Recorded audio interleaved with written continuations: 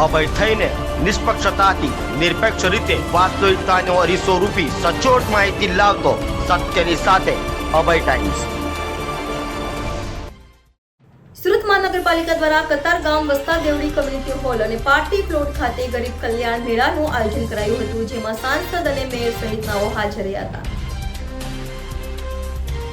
સુરત મહાનગરપાલિકા દ્વારા સુરતના સાંસદ મુકેશ પટેલ અને મેયર દક્ષેશ માવાણીની ઉપસ્થિતિમાં ગરીબ કલ્યાણ મેળાનું આયોજન કરાયું હતું, જેમાં રાજ્યના મંત્રી, ધારાસભ્યો તથા અન્ય મહાનુભાવો હાજર રહ્યા હતા। છેવાડાના માનવી સુધી ગુજરાત સરકારની કલ્યાણકારી યોજનાઓના લાભો હાથવત પહોંચાડવાનું કામ મનપા દ્વારા કરાયું હતું।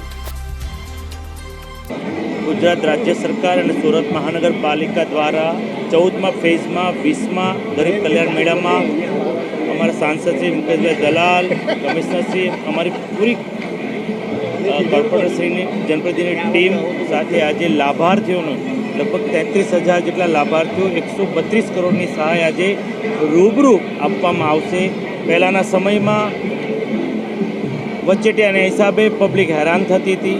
2009-10માં ત્યારના મુખ્યમંત્રી અને આજના વડાપ્રધાન શ્રી નરેન્દ્રભાઈ મોદી સાહેબના આ બીજ રોપ્યું આજે વટવૃક્ષ થઈ ગયું છે અને લોકોને જે હાલાકી ભોગવવી પડતી હતી એ હવે નથી ભોગવવી પડતી।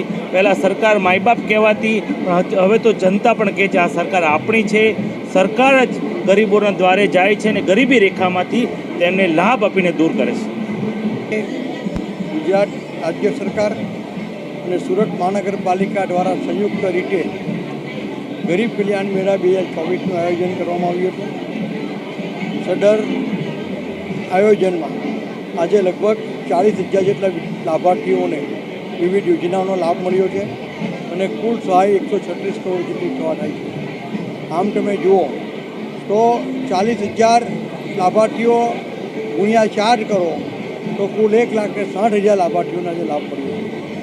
2009-10થી આદરણીય વડાપ્રધાન મોદી સાહેબ તત્કાલીન જ્યારે મુખ્યમંત્રી હતા ત્યારથી શરૂ કરવામાં આવેલી ગરીબ કલ્યાણ મેળાની આ યોજનાઓ આજે રંગ લાવી રહી છે અને લાખો ગરીબો અને ગરીબોની રેખાની ઉપર આવ્યા છે અને આ યોજના ખૂબ સફળ રીતે સમગ્ર રાજ્યમાં સુરત મહાનગરમાં ચાલી રહી છે। હું સુરત મહાનગરપાલિકાના મેયરશ્રી અને કમિશનરશ્રીને અને રાજ્ય સરકારશ્રીને અભિનંદન આપું છું।